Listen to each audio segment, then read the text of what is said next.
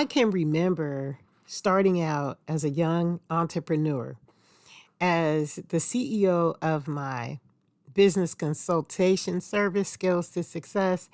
I collaborated with a small private college by the name of Ashland University to help uncover stories of women who were incarcerated to help them receive a second chance opportunity at life. Now, some women were being released with no game plan in sight, no life success plan. And then others were so afraid of leaving their comfort zone, no matter how uncomfortable. They would create a pattern of behavior and return faster than when they left. That is, if they ever left. The reinstitutionalization is a mindset. I want you to know this before things are ever released in our mindset. They were already created. They were already created from our thoughts. And this is the same way addiction becomes comfortable.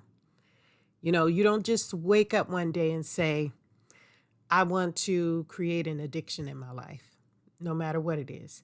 No matter if it's working, no matter if it's eating or overeating or indulging in something that works against our bodies, against our behaviors.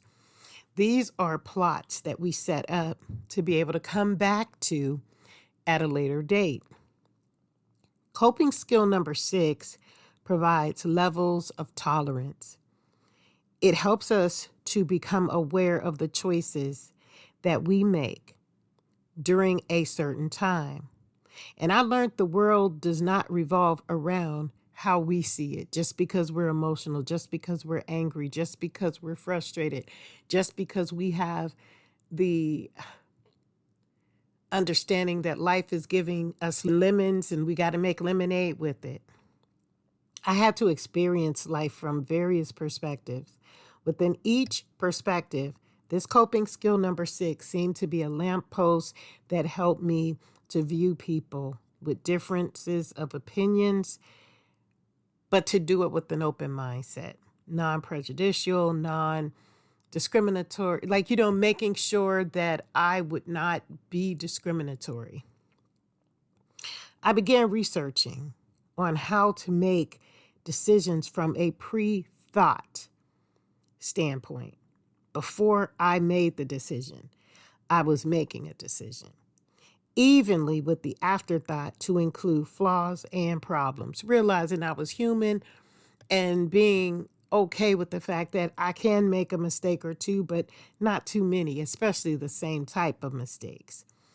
Now, this informative variable created a sense of understanding where another person's views, regardless how different from mine, were just as valid. So I want you to base this on how you experience life today. Positive thinking becomes a mindset. Everything surrounding that mindset is based on what one has thought. We see this truly manifest within this coping skill number 6. No success is involved with these type of movements. Going in the opposite direction of our creative thoughts, going in the opposite direction of our success, all of these things are not a coping skill. But it's very easy to get trapped into that direction. Okay? Stay positive, stay creative. One can begin seeing a new America without privilege. We don't need privilege, but with an open venue to create new and diverse small businesses with all complex community involvement. Things that are really complex are going to become easier for us. Where someone can find a weakness and create something better from that very weakness. Be strong in the mind when others tell stories that are new. Don't be afraid to listen to others and where their journey has led them. See where they are emotionally, and then observe what happens there. How do they behave? Are they the same? Are they similar to what they speak? Do they act and behave and speak the same language? Create a strong board of discretion and maintain stability in business as a mindset. And by verifying the problems immediately, we create mantras to practice daily during this coping skill process.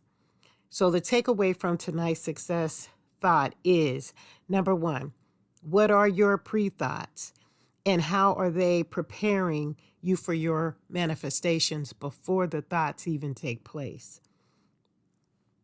Number two, can manipulators be born under the concepts of pre thought? And number three, what are the pros and the cons to pre thinking? Pre thinking is a mindset before making the action to decide that the mindset is important to validate through action. So I thank you very much for being here with me today on this podcast, Alternative Recovery Solutions. I hope something resonated with you today, and if it did, great. If not, come back and see us. There may be something that may make sense at another date and time. And we thank you so much, and continue to believe in yourself, continue to know who you are, no matter how big the audience.